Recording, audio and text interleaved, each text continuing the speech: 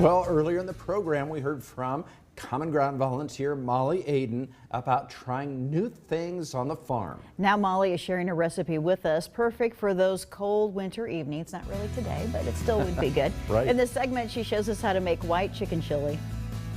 Well, we've seen some mild weather lately, but at some point you are going to want to have chili for a meal, and we have a great idea for you. Joining me now with more is Molly Aden with Common Ground. Molly, what do you have? I have a white chicken chili for you guys to try at home. So to start out, I like to use about 3 cups of chicken broth. I'll add in 1 chopped onion. I have a red onion today, but you can use whatever kind you'd like. I have 3 cups of cooked chicken that I diced up. And then you need about 2 to 3 cloves of garlic. When I'm in a hurry, I really like to use a garlic paste or chopped garlic that you can find in the refrigerator section. So I usually put about 2 or 3 tablespoons in. I should say teaspoons. That might be pretty garlicky if I use tablespoons. And then what makes this chili fun or white or different than your regular chili beans, we use Great Northern beans in this. So I've drained out and rinsed out 2 cans that I'm dumping in. And then another fun added to this is we use chopped green chilies. I use the mild, and I'm gonna pop in 2 cans of this. And then another reason I love this recipe, because it allows us to use our sweet corn from the freezer.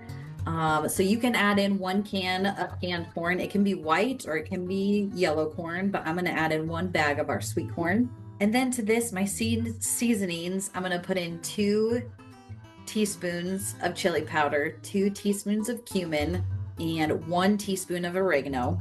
So normally I get this into a rolling boil on the stove. So you can go ahead and do that.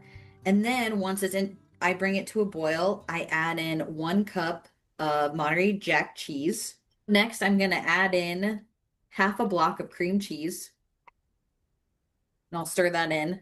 Add in 8 ounces of sour cream. So this is us adding the white into our soup. And then we're going to add 1 cup of heavy whipping cream. And then you can just salt and pepper it to however your taste preferences are. And that's it. It heats really fast. I've dumped it in the crock pot before and let it cook on low for 6 hours, or you can turn it on high and probably get by with 4 hours. I usually just add my creams in last, but it definitely warms you up and it's a good change up from your normal chili. We'll definitely try this one out. Thank you very much.